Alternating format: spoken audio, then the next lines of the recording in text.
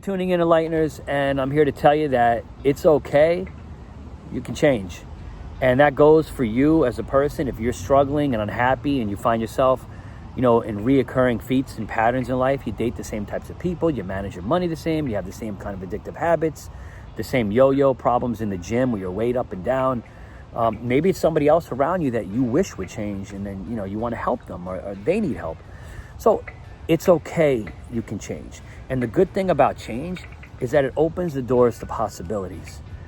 You could change the God, the religions you believe in. You could change the way you manage your money. You could change the way you treat your body. You could change the way you structure your love life, the way you raise your children. You could change your interests in life somewhat to a point. You can really change.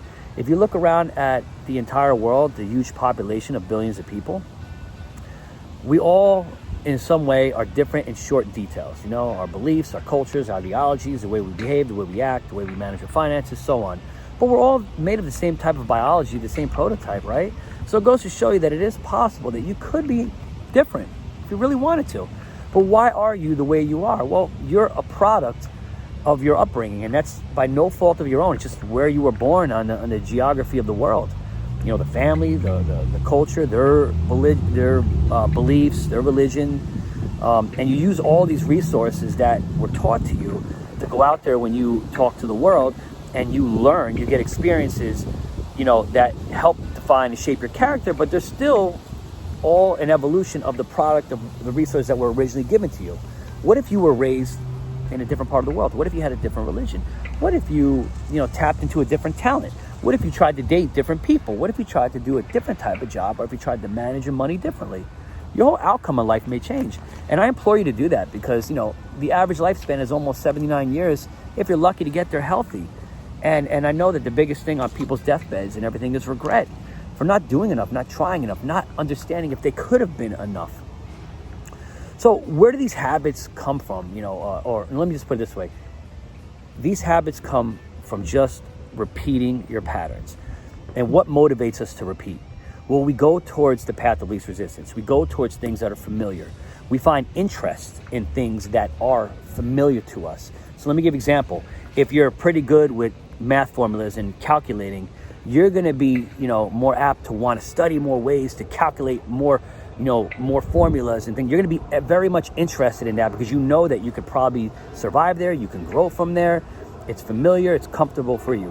Where if someone says, hey, go pick up a basketball and go compete, and you're not really an athletic person by nature, or you just haven't been practicing that, you're going to be a little more intimidated. You're not going to want to go there. It's work. So we usually choose the interest of things that are more familiar to us.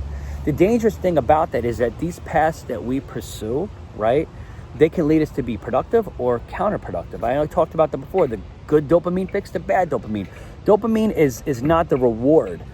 It's like the gas in the car to make the car drive. It's what motivates you to go try to get that reward. So you have to ask yourself is am I happy? Am I being productive with things in my life? And how much time is going to take to break a habit? Well, there was a plastic surgeon, I think in the 50s, Max Maltz.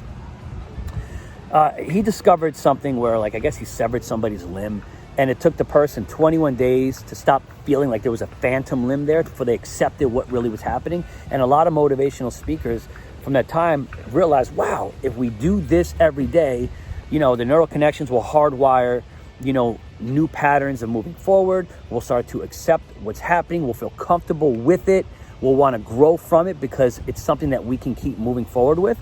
You know what I mean? And that's kind of where a lot of that came from. The development of habit, the development of attaining interest in something.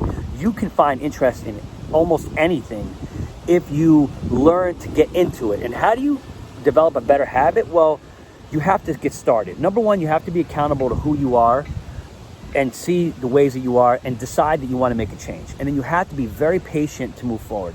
And you have to have very strong skin to know that people are going to judge you and mock you along the way as you're making changes. They're not going to believe you're changing.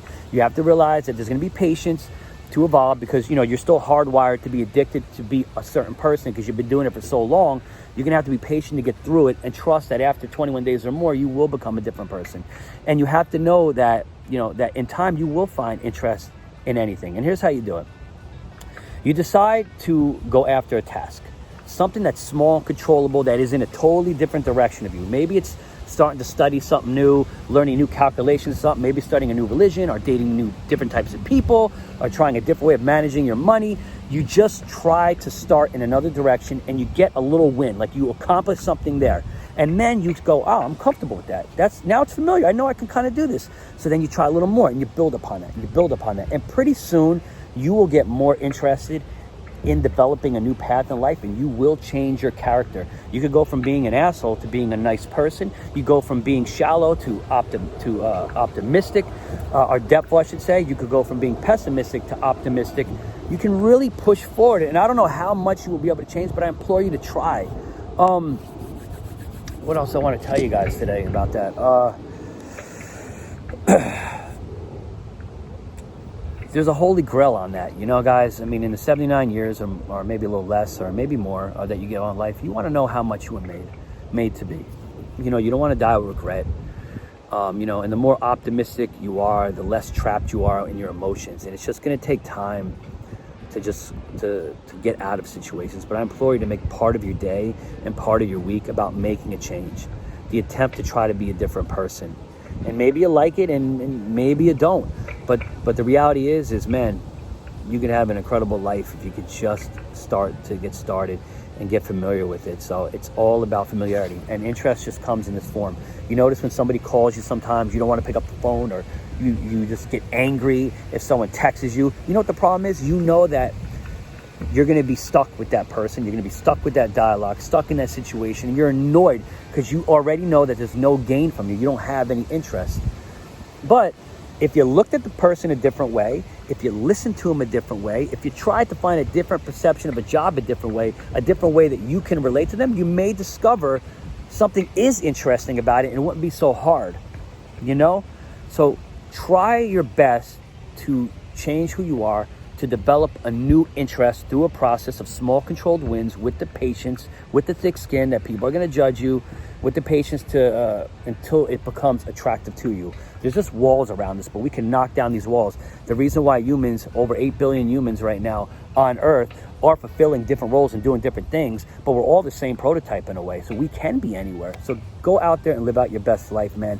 Best of luck to you, and guess what? It's okay. You can change.